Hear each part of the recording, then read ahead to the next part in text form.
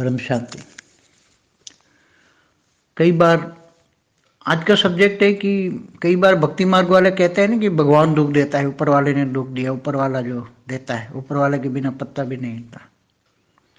तो देखो ये पूरा ब्रह्मांड कैसे चलता है उसकी एक आपको झलक दिखा देता। ये ब्रह्मांड पूरा जो चलता है कौन चलाता है? स्थूल होता नहीं। ब्रह्मांड के तीन भाग पहले समझो। एक निराकारी दुनिया, परमधाम जिसको कहते हैं, निराकारी आत्माएं वहां रहती है। फिर आकारी दुनिया, तो आकारी दुनिया में शिवपुरी, विष्णुपुरी, ब्रह्मापुरी नीचे आती हैं। फिर इसके नीचे 7 लोक आते हैं जहाँ सूक्ष्म जगत वाले रहते हैं, आकारी आत्माएं रहते हैं। आकारी रूप में 3 तत्वों की दुनिया होती है।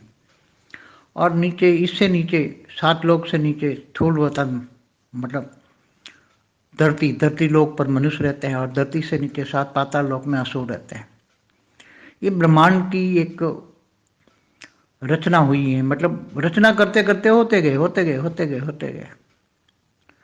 अब क्या भगवान दुख देता है मनुष्य को, चाहे किसी को भी, किसी भी जीव आत्मा हो, चाहे प्राणी हो, एक पशु पक्षी हो, क्या उनको दुख देता है भगवान?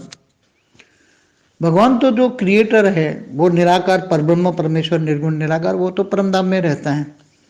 वो तो किसी के बीच में इंटरफियरेंस भी नहीं करता। वो तो उसने निराकार ने एक आकारी रूप रचा जिसका नाम रचा आदि शिव, और आदि शिव ने आदि शक्ति बनाई, आदि शिव शक्ति। आदि शक्ति ने दोनों ने मिलकर आज पूरा ब्रह्मांड चला रहे। ब्रह्मा द्वारा सृजन, विष्णु द्वारा पालना और शंकर द्वारा विनाश। तो क्या ये डायरेक्ट 3 मेन त्रिदेव बनाए, सतोर जो तमो तीनों के द्वारा गुण बनाए? तो परमात्मा तो त्रिगुणातीत है, इनसे ऊपर रहता है, तीनों गुणों से रहित है।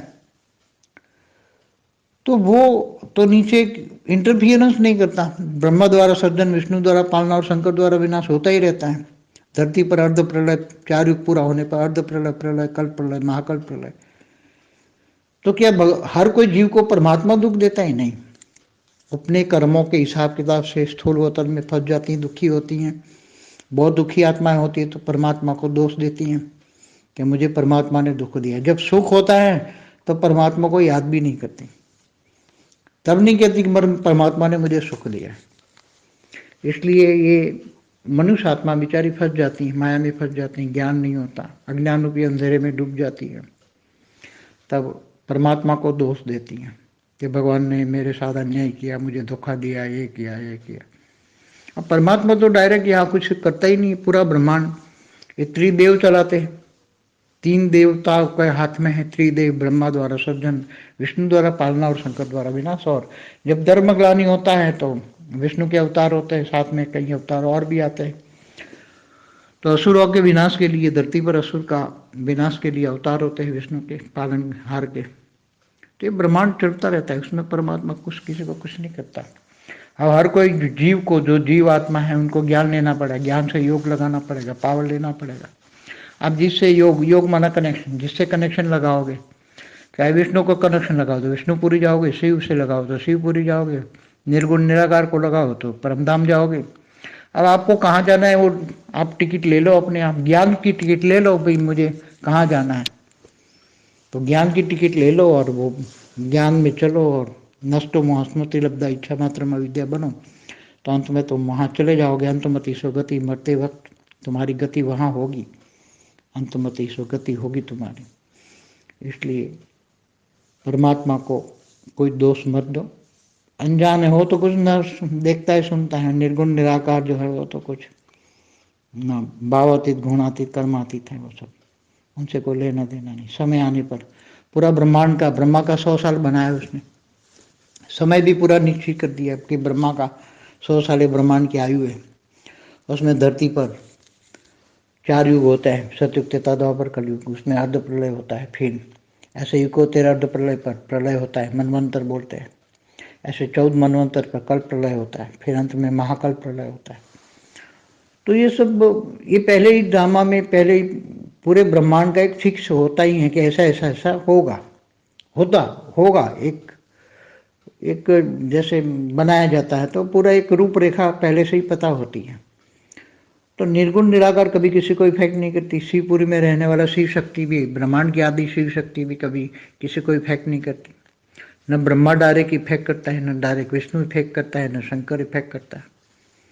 सबके अपने अपने कर्मों के हिसाब किताब से सुख दुख पाते हैं। कर्मों के हिसाब किताब से जब दुख आता है तब आत्मा परमात्मा को याद करती है, ढूंढने निकलती है परमात्मा को। फिर अनेक गुरुओं के पास जाती है। अनेक गुरु अपने अपनी डफली बजा रहे हैं। आज धरती पर अनेक धर्म मठ पंच संप्रदाय इतने बैठे हैं कि आप कभी इधर कभी इधर कभी इधर कभी इधर जो भटकती रहती हैं यहाँ जीवात्माएं। और जीवात्माएं जब भटकती है, ज्ञान समझ में नहीं आता तो और दुखी होते हैं, और कंफ्यूज हो जाती हैं, क्या करो क्या ना करो। इसलिए परम सत्य ज्ञान के लिए कर्म भी श्रेष्ठ चाहिए। कर्म करने से पहले सोचना चाहिए कि मैं ये कर्म करूँ या ना करूँ। ज्ञान मार्ग में तो सोचने से पहले सोचना है, मगर यहाँ तो अभी जो ज्ञानी बन जाता है, ज्ञान स्वरूप बन जाता है, तो सोचना स्वरूप नहीं बनना है। ऐसी आत्माओं की स्टेज हो जाती है। ज्ञानी, बेहद के ज्ञानी, बेहद के वैरागी, बेहद के त्यागी बन जाती है। तो आत्माएं देखते हुए नहीं देखती, सुनते हुए नहीं सुनती, वाणी से परे आवाज से परे की दुनिया में बुद्धि से रहती।